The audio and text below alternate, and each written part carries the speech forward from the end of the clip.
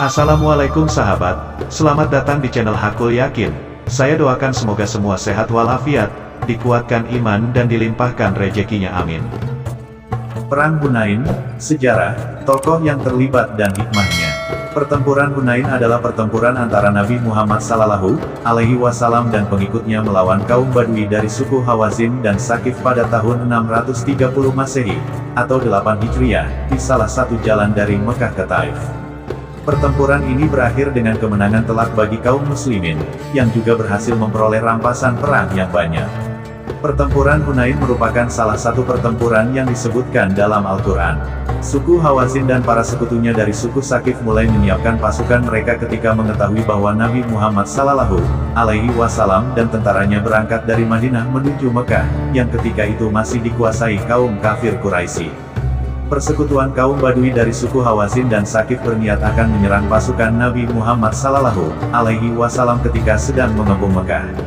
Namun, penaklukan Mekah berjalan cepat dan damai. Nabi Muhammad SAW pun mengetahui maksud suku Hawazin dan Sakif, dan memerintahkan pasukan dia bergerak menuju Hawazin dengan kekuatan 12.000 orang, terdiri dari 10.000 muslim yang turut serta dalam penaklukan Mekah, ditambah 2.000 orang Quraisy Mekah yang baru masuk Islam. Hal ini terjadi sekitar 2 minggu setelah penaklukan Mekah, atau 4 minggu setelah Nabi Muhammad SAW meninggalkan Madinah.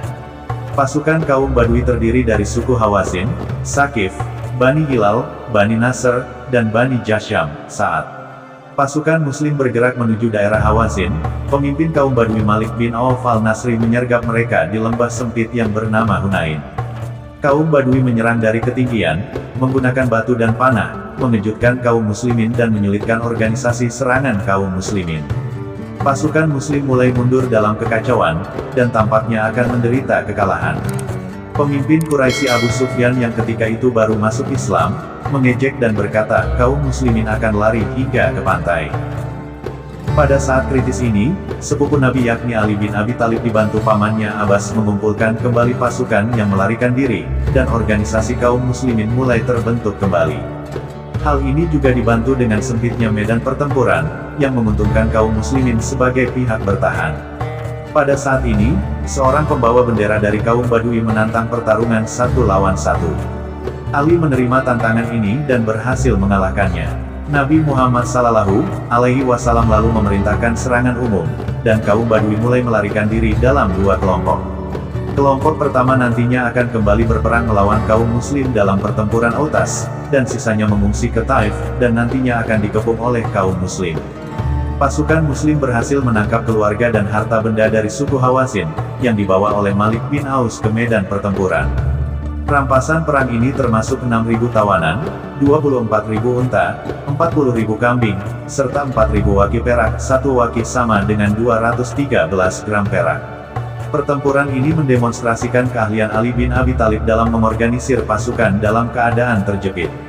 Pertempuran ini juga menunjukkan kemurahan hati kaum muslimin, yang memperlakukan tawanan dengan baik dan membebaskan 600 diantaranya secara cuma-cuma. Sisa tawanan ditahan dalam rumah-rumah khusus hingga berakhirnya pengepungan Taif. Ketika Nabi Muhammad bersama pasukannya mendekati lokasi perang Hunain, pihak musuh yang telah menunggu dengan cara bersembunyi di celah-celah lembah, langsung menyergap. Pasukan muslim mampu menangkis serangan hingga pihak musuh lari kalang kabut. Namun, pasukan muslim terburu-buru untuk menjarah harta rampasan, sehingga musuh memiliki kesempatan untuk menghujani mereka dengan anak panah. Serangan anak panah itu membuat pasukan muslim tercerai-berai dan memilih untuk mundur. Pembagian harta rampasan perang. Setelah perang, banyak dari pihak kaum musyrikin yang berhasil ditawan umat muslim, termasuk para wanita yang jumlahnya mencapai 6.000 orang.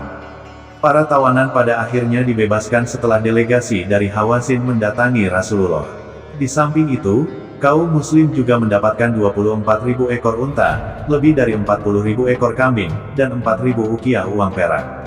Harta rampasan perang tersebut kemudian dibagi oleh Nabi Muhammad secara adil kepada para pasukan dan orang-orang. Tokoh yang disebut, berdasarkan Dr. Mustafa As-Sibai, penyebab perang Hunain adalah ketika Makkah dibebaskan Rasul, tokoh suku Hawazin dan Taif mengira bahwa Nabi Muhammad akan menyerang mereka selepas selesainya mengurusi persoalan Makkah. Tokoh sentral pada perang pertama berdasarkan Sayyid Ali Asgar Razwi, di antaranya adalah sebagai berikut. 1. Ali bin Abi Thalib, Abbas bin Abdul Muthalib, Fadl bin Abbas, Abu Sufyan bin Al-Harith bin Abdul Muthalib, Rabia, the brother of Abu Sufyan bin Al-Harith, Abdullah bin Mas'ud, Usama bin Zaid bin Haritha, Aiman ibn Ubaid. Pemenang Perang Hunain. Peperangan sempat berjalan kurang menguntungkan bagi pasukan muslimin. Pasalnya, tentara berbaju besi itu sempat kocar-kacir saat menuruni lembah Hunain akibat disergap pasukan Hawazin yang dipimpin Malik bin Auf al-Nasri. Mereka menyerang dari ketinggian menggunakan batu dan panah. Serangan tersebut berhasil memberikan efek kejut bagi tentara muslim hingga menyulitkan organisasi penyerangan mereka. Orang-orang yang penuh ketakutan itu lari tunggang langgang. Yang tergambar di benak mereka hanya Hawazin dan Sakif yang kini sedang meluncur turun dari perkebunan di puncak-puncak gunung. Dalam kondisi tidak menguntungkan itu, sosok Paman Ali bin Abi Thalib, Abbas bin Abdul Muthalib muncul dan berhasil menyatukan kembali pasukan muslimin yang sudah kalah mental berperang.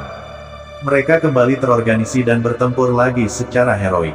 Tentara muslimin kemudian berhadapan langsung dengan pasukan Hawazin yang sudah menyusur turun dari tempatnya semula di lembah tersebut.